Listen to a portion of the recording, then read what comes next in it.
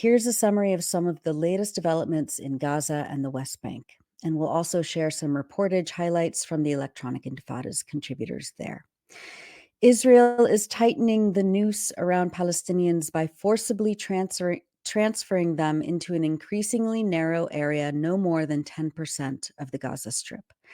Even before the war, the Gaza Strip was one of the most densely populated places in the world, with 2.3 million Palestinians, two-thirds of them refugees from areas conquered by Zionist forces in 1948, concentrated in 141 square miles.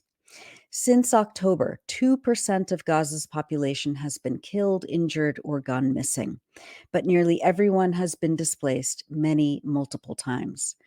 The government media office in Gaza published a timeline demonstrating how Israeli evacuation orders beginning in November have forced Palestinians from the north of the territory to the south under the threat of death, pushing much of the population to a so-called humanitarian zone along the coast of southern Gaza. Since August 16th, the Israeli army has issued at least 5 evacuation orders directing Palestinians in central Gaza, primarily in the town of Deir Balah, to flee to an ever-shrinking area of the Gaza Strip. On Sunday, patients, staff, and displaced families inside and around the Al-Aqsa Martyrs Hospital in Deir Balah picked up what they could and fled. Dr. Mohammed al-Najjar, a doctor in the intensive care unit at the hospital, posted this photo of himself in the ICU on Sunday, saying that this was the last photo of the unit and that patients will be left to inevitably die as there are no doctors or nurses. He added, quote, "Please, anyone who can see this post, do anything to stop this genocide. I will not leave the hospital." Physicians caring for premature newborn babies in the hospital had to delicately evacuate them to nearby medical facilities that have been bombed, besieged, and attacked by Israeli forces over the last 10 months and rebuilt to be at least partially functional by Palestinians. The Palestinian Health Ministry in Gaza stated on Monday that despite the panic that Israel's order caused among patients who were fearful that Israel would repeat the procedure of storming and attacking Al-Aqsa Hospital, as it has done to every other hospital in Gaza, the ministry would continue to operate, and that there were still approximately 100 patients inside the hospital, 7 of whom were in intensive care. 3 leading Palestinian rights groups, Al-Haq, the Mizan Center for Human Rights, and the Palestinian Center for Human Rights, stated on Tuesday that along with the 5 displacement orders over the last 2 weeks in central Gaza, Israel has issued 9 other orders, quote, targeting various areas of Khan Yunis, and an additional 4 orders for southern Gaza. Samir Zakut, Al-Mizan's deputy director, who is displaced in central Gaza, stated, quote, Israel's continued cycle of forced displacement has left the people of Gaza with nowhere to go. The so-called safe humanitarian area, which is neither safe nor humanitarian, covers only about 11% of Gaza. There is no space left for new tents, and some people have been displaced up to 15 times. Additionally, there is no transportation available to move around. People are in a state of panic and fear, unsure of what to do or where to go. We are all waiting for the next displacement order, wondering when it will come and where people will be forced to go next. The rights groups say that the recent displacement orders in and around Deir Balah are having a devastating impact on humanitarian operations on the ground. Following the Israeli displacement order affecting Rafah in May, the groups add most UN agencies and international NGOs relocated their operational centers and staff to Deir Balah. Consequently, the UN and various international NGOs were forced to vacate their operational centers, significantly disrupting their ability to provide essential support and services on the ground from Deir Balah. The UN announced on Monday that it was being forced to halt all of its humanitarian aid operations in Gaza because of the displacement orders. Speaking on condition of anonymity, a senior UN official told the Reuters news agency that, quote, we're unable to deliver today with the conditions that we're in. We're not leaving Gaza because the people need us there. We're trying to balance the need of the population with the need for safety and security of the UN personnel. Where do we move now? The official told Reuters that UN staff had to be moved so quickly that equipment was left behind. This comes as the UN prepares to vaccinate 640,000 Palestinian children against the polio virus, which has already paralyzed a 10-month-old baby, the first case in 25 years.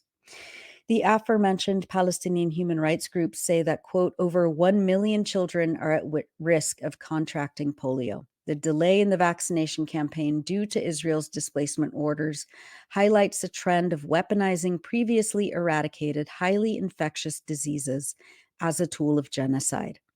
This strategy deliberately uses such diseases to inflict permanent disability or death on Palestinian residents of Gaza. Meanwhile, Israeli forces attacked areas across the Gaza Strip this past week, including in Gaza City in the north, Deir al-Balah, Nuseirat, and Bureij refugee camps in the center, and Al-Mawasi and Khan Yunis in the south.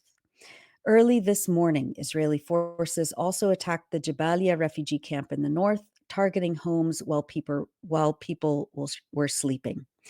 Images and video on social media, which I will not display here, show children once again torn to shreds.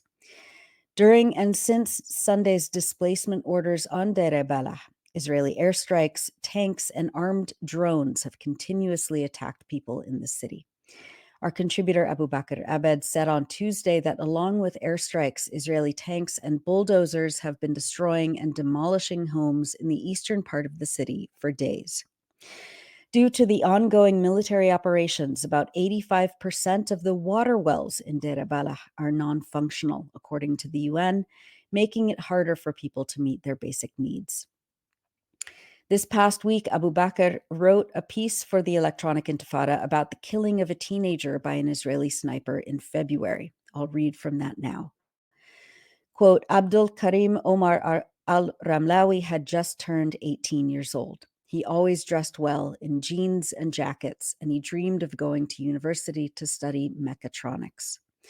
He loved riding motorcycles and playing and watching soccer. He supported Real Madrid and considered his favorite player to be Luka Modric, a legend of the game, and would frequently praise him. He was also a pet lover, especially cats. At school, he told jokes to his classmates and studied during breaks. After school, he helped his father at the nylon factory and would run errands for his mother. He loved befriending and helping all, said Hassan al-Ramlawi, Abdul Karim's cousin. He was so ambitious and passionate. Everybody cherished him. In February, the family lived through 12 days of relentless attacks by Israeli occupation forces in their rental home in West Gaza City. Our days were filled with panic and death, said Khalil, Abdul Karim's brother. Drones buzzed over our heads, Israeli tanks relentlessly bombed around us, and F-16 warplanes randomly leveled houses. Amid these 12 days of Israeli attacks, the morning of February 8th was especially bleak and freezing. Khalil recalls that him and Abdul Karim had woken up early for Fajr, or dawn prayers, in their home. Afterward, around 9 a.m., Khalil said, Abdul Karim approached a window. He wanted to look from the window to see if the Israeli forces withdrew or not, said Khalil. Once he approached the window, a sniper on a tank shot him. 2 bullets pierced his chest and head.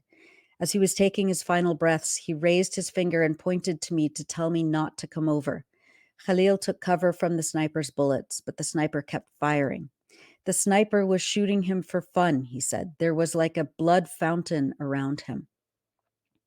Hours passed, and each time the family tried to go to Abdul Karim, Israeli snipers would fire their weapons. As my younger brother Ahmed and I got close to pull him in, a bomb blew up the room and a bullet hit Abdul Karim's chest again, he said. Minutes later, a quadcopter came to make sure he was killed.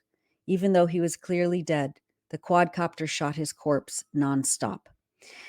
That's from Abu Bakr Abed's latest feature, The Sniper Was Shooting Him for Fun, on electronicintifada.net.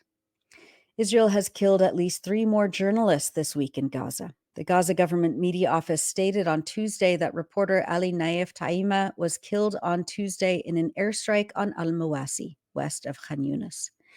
Reporter Hussam al-Dabaka was killed last Thursday along with his wife and children when Israel bombed their home in the Maghazi refugee camp.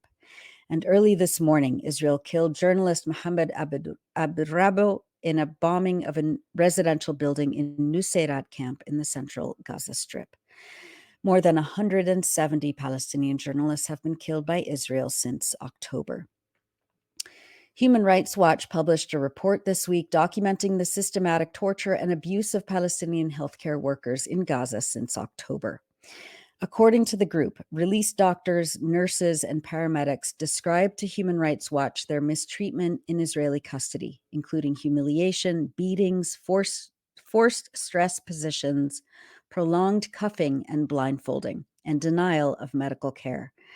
They also reported torture, including rape and sexual abuse by Israeli forces, denial of medical care, and poor detention conditions for the general detainee population. After being taken from Gaza, the health workers told Human Rights Watch that they were then deported to detention facilities in Israel, including the Sde Teiman military base in the Negev desert and Ashkelon prison, or forcibly transferred to the Anatot military base near East Jerusalem and the Ofer detention facility in the occupied West Bank.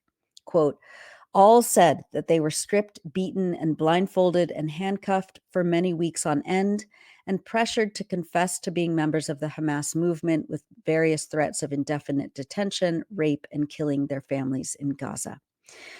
One paramedic said that when soldiers removed his blindfold at the Sde Teiman facility, he saw that he was in a large building like a warehouse with chains hanging from the ceiling. Dozens of detainees in diapers were suspended from the ceiling with the chains attached to their square metal handcuffs. He said that personnel at the facility then suspended him from a chain so his feet were not touching the ground, dressed him in a garment and a headband that were attached to wires, and shocked him with electricity. My colleague Tamara Nassar will be publishing an extensive report on the systemic torture inflicted on Palestinians inside Israeli prisons and concentration camps.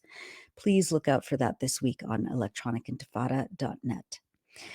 Turning to the occupied West Bank, Israeli settlers killed 37-year-old Khalil Salim Ziada and injured at least 6 other Palestinians during a pogrom targeting the village of Wadi Rahal near Bethlehem on Monday night. It was one of several settler pogroms this week. The Wafa news agency reported that Israeli settlers assaulted Palestinian farmers in Al-Maniya village, also near Bethlehem, on Tuesday. The head of the village council said that approximately 150 armed Israeli settlers attacked the farmers and opened fire on them.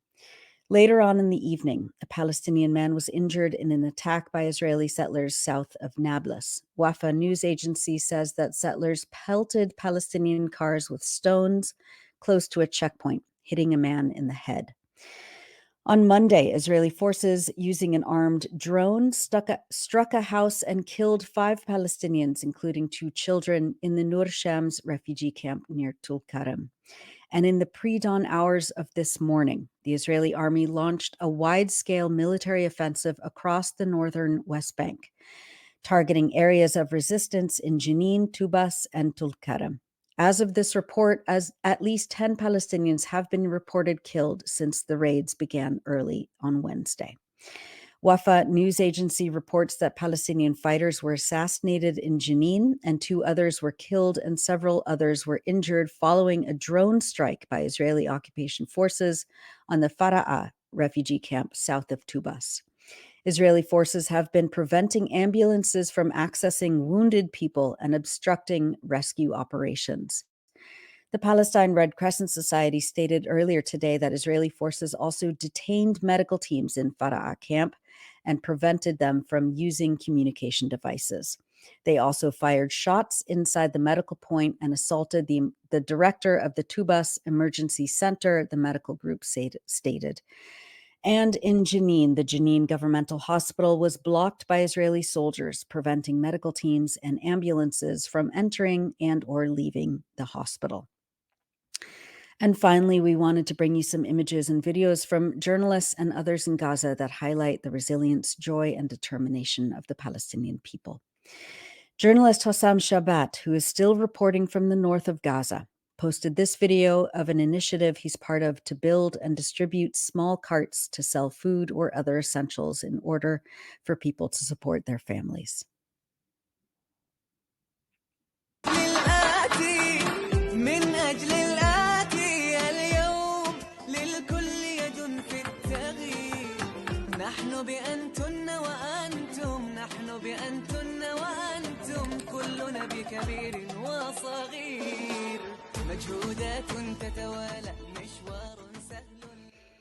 And members of the Gaza Sunbirds paracycling team shot this video of their new project in a camp for displaced people. They say, quote, "Welcome to our humble barbershop. Hygiene has been tough recently with little water, no soap, and no chances for a trim, but we were able to set up a pop-up barbershop in our camp. We try our best to cherish joyous moments together whenever we can."